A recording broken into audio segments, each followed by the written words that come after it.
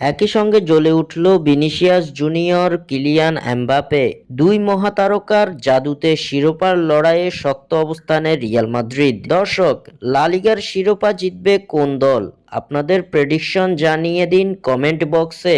লা লিগায় শিরোপার লড়াই টিকে থাকার ম্যাচ, আর এই ম্যাচে একসঙ্গে জাদুকরী পারফরমেন্স উপহার দিল ফরাসি তারকা কিলিয়ান এমবাপে ও ব্রাজিলিয়ান তারকা ভিনিসিয়াস জুনিয়র। রিয়াল বেটিসের বিপক্ষে হারের পর লা লিগার পয়েন্ট টেবিলের তৃতীয় স্থানে নেমে গিয়েছিল রিয়াল মাদ্রিদ। শিরোপার দ্বারপ্রান্তে পৌঁছাতে রায়ো ভায়াকানোর বিপক্ষের জয়টা ছিল গুরুত্বপূর্ণ, আর সেই কাজটাই সফলভাবে করে দেখিয়েছে লস ব্ল্যাঙ্কসরা।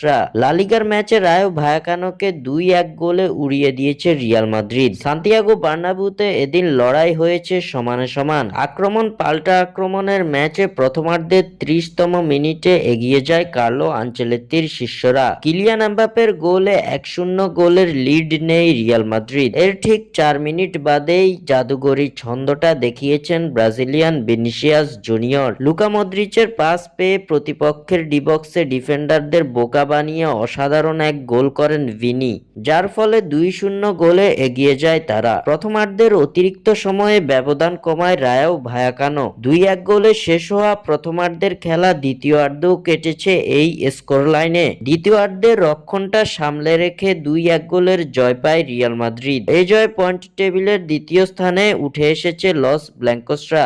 শিরোপার লড়াইয়ে বার্সার সঙ্গে বেশ ভালোভাবেই টক্কর দিয়ে টিকে আছে রিয়াল মাদ্রিদ। স্বাক্ষর থেকে সাদবির ইসলাম।